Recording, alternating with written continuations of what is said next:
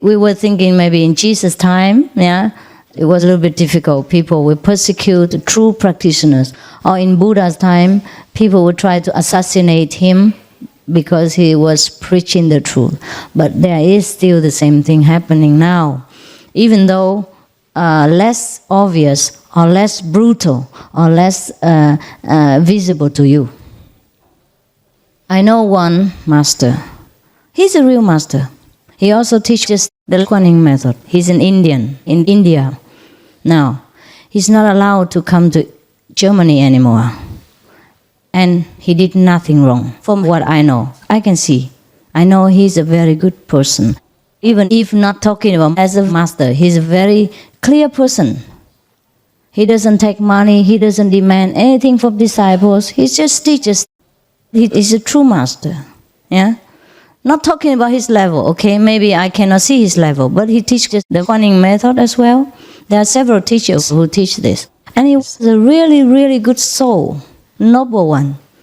Maybe I cannot guarantee his level of practice, but I can guarantee his character, his personality, his heart is a very good man, okay?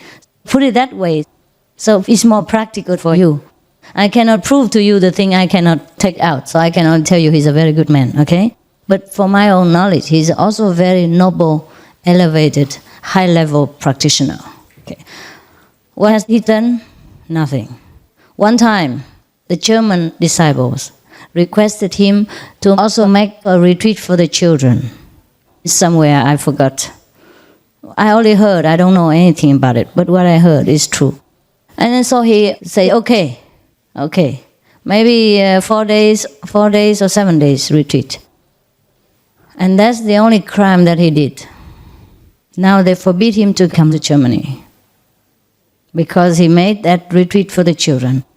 Other family members who didn't agree with that policy, they went and persecuted him. They reported to the authorities that he abused the children, made up the crime from nothing. And you know what it's like in Western countries like America or Europe. If you abuse children, you're finished. Luckily, he's Indian. Otherwise, he'd be sitting in jail now in Germany and praying to God over there. So now he's not allowed to come to Germany anymore because of that. Because he was too good to the children. Because he accepted the request from his disciples to take care of their children for these certain days, according to their wish. You see that? For no crime at all, he has been persecuted. And it was on the papers and television and all that as well. So even though they did not kill the master, or is not allowed to kill a master anymore, it's not that easy. I just want to let you know that you should appreciate your chance. Otherwise, no one can help you. Even if God comes down here right now, if you don't accept, God cannot do anything. Because we all have free will. We all have the right to accept or refuse anything, even from God. That's why He is God.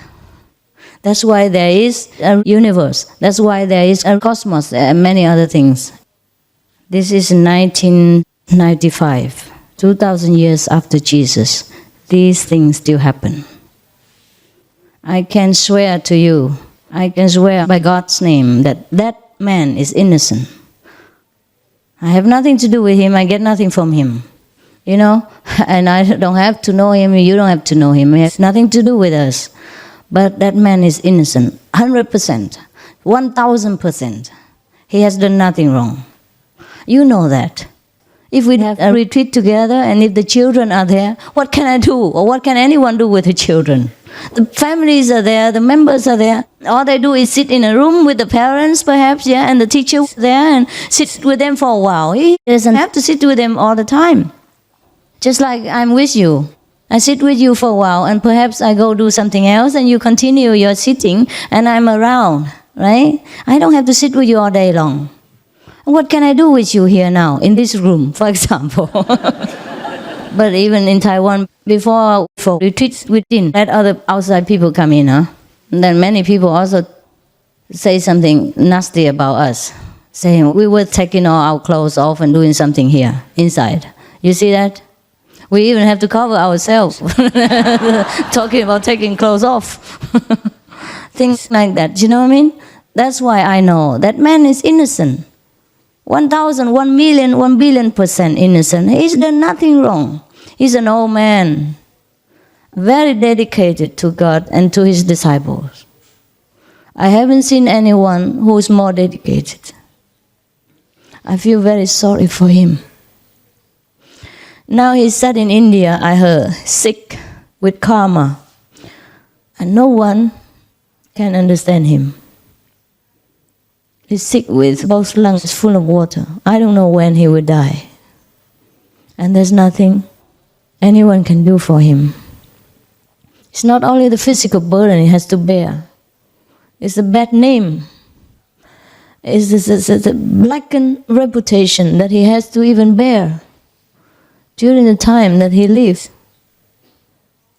It's like he's dying while living, you know. Jesus, he died only once and quickly on the cross. But today's masters, even though they don't die, they die inside. So I'm lucky to still be able to sit here with you. And I don't know for how long. I can never tell. So don't think I will always have time for you. So take care of yourselves. Every minute is very important. You never know if I have the same fate or if something will happen and we never see each other again. Anything could happen. War, disasters, yeah? Atom bombs, anything. So don't think that I want anything from you or I want you to worship me or follow me or listen to me for the sake of my ego. No, no, no. I worry for you. Because you never know if you see me again, never mind worshiping me, following me, or do anything for me. I don't need anything. When you look at me closely, when you see the things I do, you know that I'm not the one for fame and name and money and things like that.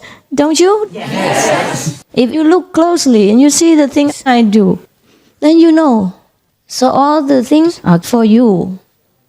And don't think that because I can travel freely now, I will be able to do so for the rest of my life. It may not be so. Look at that man. He was famous before I was born. His teacher and his whole lineage, the whole clan, were famous even before my parents were born. They have disciples all over the world. And what happened to him? And he's a real master from India. Never mind me, just born a few decades ago and nobody even knows my name, and from Vietnam and a refugee and all that. I'm not even a heavyweight. I have no background. I have no great lineage, no great famous master backing me. I have nothing. I was born in Vietnam. I have no weight. I have nothing I can lean on to catch people or to support myself, to protect myself. Nothing. So anything could happen anytime. Not that because I'm free now to travel or the teaching are so easy to get. It's easy because I make it easy. It is easy because I know it's very difficult if I make it difficult. It's already difficult enough for you to come to me through all the obstacles and problems and karma and all that. Once you come here, I would like to keep you. I would like to help you. Because it's already difficult enough for you to arrive here, just that you don't know it. You don't know how much garbage the master has to clean before you arrive here. You know nothing. You're like a child taken care of by parents. It's all right. It's all right. But do not waste this opportunity because you won't get it again for many thousand millions of years. If you waste once, you have to be on the last of the waiting list. If you want to begin again. Just like in a shop, huh? You see something you want to buy, but you don't. You pay money for something else, and then you go out.